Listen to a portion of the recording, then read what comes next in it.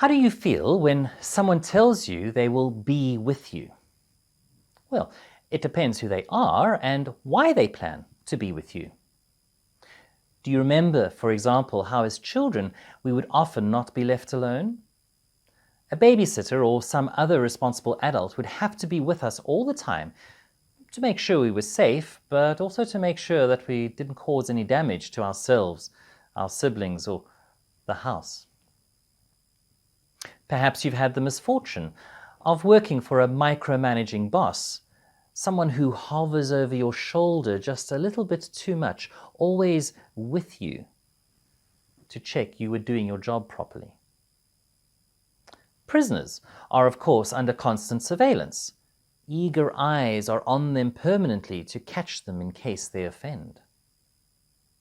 And in recent years, we as citizens have become increasingly suspicious of those in power, in politics, in advertising, and in big business, of being just a little bit too ever-present with us. Wasn't this also the thrust of a certain kind of picture of God with which some of us grew up? God is watching you, our mothers would say to us when they felt there was some mischief afoot and they couldn't keep their eyes on us themselves.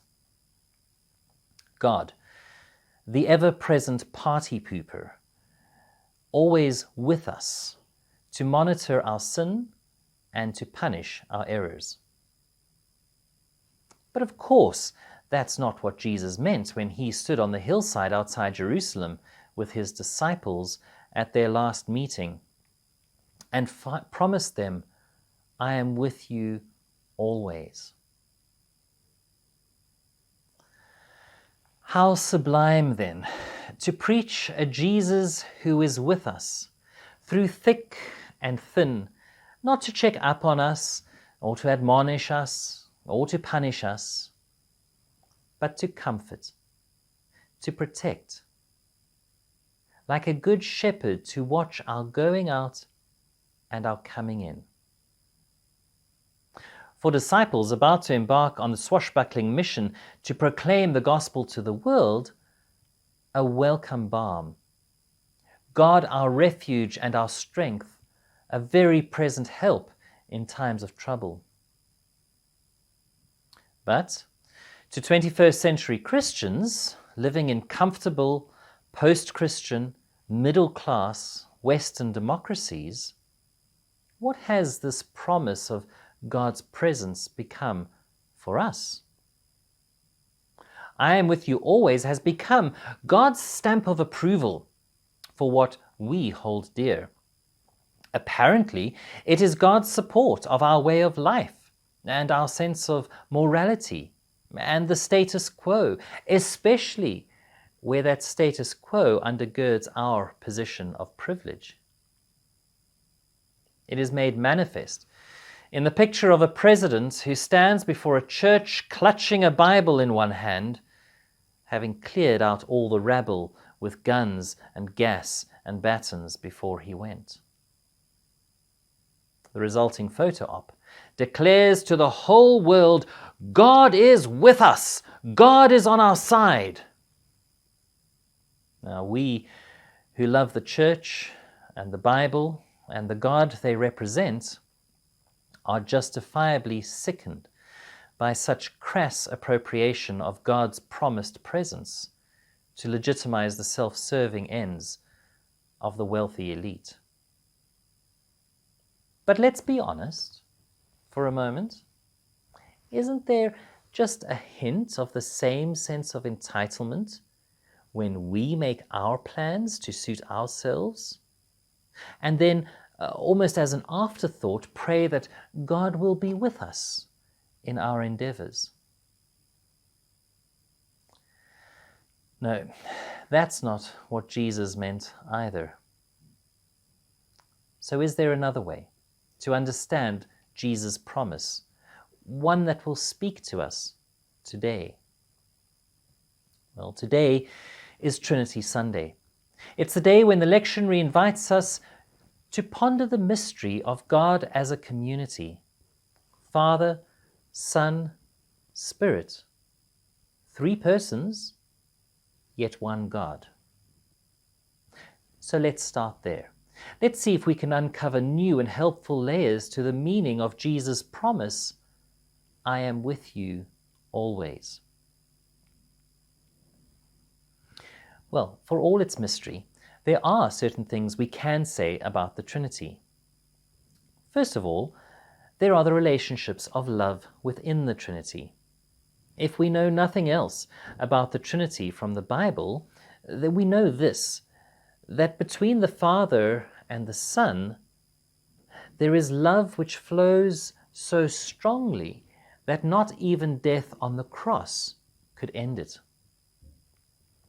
Secondly, we know that these relationships of love are eternal and constant.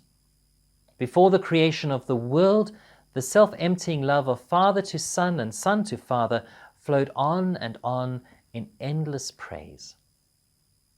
And so we can say, perhaps at the very least, that within the Trinity, Father and Son and Spirit of love are always and forever with one another. So what happens then when this same Spirit of love is poured out on the church at Pentecost? Is it not then the fulfillment of Jesus' promise, I am with you always? The same Spirit of love that secures the presence of Father with Son, Son with Father in the unity of the Trinity, becomes the bond of love that secures the presence of God with us. In other words, Jesus is with us in the same way that the Father is with him and he is with the Father. I am with you always is therefore neither a warning of cruel divine vigilance, nor a promise of blind divine support, but rather an invitation. The invitation for us to participate in the mutual self-emptying love which exists within the Trinity. And is this not the glory of being human? Is this not what the psalmist wonders at in Psalm 8? What are human beings that you are mindful of them? Mortals that you care for them? Yet you have made them a little lower than God and crowned them with glory and honor.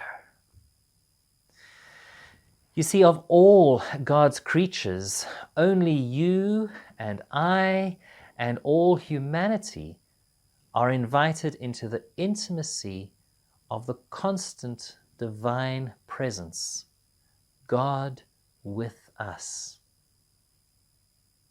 But there is a catch. You see, all this talk of God with us with God, the Spirit of love, and the Trinity, it all sounds very abstract and theoretical. Jesus, on the other hand, was far more concrete in his thinking and speaking. For in practical terms, where will we actually see and hear and feel the presence of Jesus with us? Well, Jesus gives us the answer elsewhere in Matthew's Gospel. There, Jesus tells his disciples exactly where they will see him and how he will be with them. In one of his parables, he talks about the righteous speaking to God at the final judgment. He says they will ask him, Lord, when was it that we saw you hungry and gave you food, or thirsty and gave you something to drink? And when was it that we saw you a stranger and welcomed you, or naked and gave you clothing? And when was it that we saw you sick or in prison and visited you? And the king will answer them, Truly I tell you, just as you did it to one of the least of these who are members of my family, you did it to me. This week is Trinity Sunday, And we can think of God with us as Father and Son are with one another in the Trinity. But in the past few weeks, we've also been reminded by events in America that the least of Jesus' family still suffer discrimination, danger, and violence. In them, he is also with us still. Matt Skinner sums the situation up like this. He writes, "Too often, we take Jesus' pledge, 'I am with you always,' in a presumptuous way. We assume 'I am with you' means Jesus is saying 'I'm on your side' or 'I will follow where you lead.' The blood of George Floyd, Breonna Taylor, Ahmaud Arbery, and too many other black bodies is crying out to God from the ground. So too are the lonesome remains of people of color whom America is offering as sacrifices to COVID-19. It is past time for us to take another look at the with in Matthew 28, verse 20.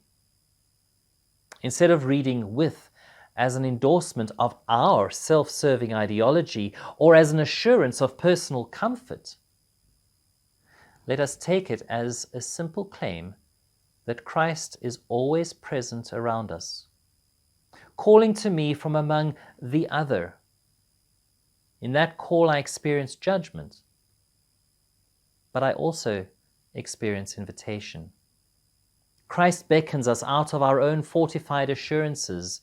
You have heard his voice again, probably more loudly than usual during the past 1 or 2 weeks. Christ continues to cry out in agony, cast out to die in abandonment. That cry, that presence of a suffering God must pull and not repel us. Christ continues to show up among the outsider and the oppressed. Christ continues to surrender his own advantages and privileges, urging us to join him. Will we be with him?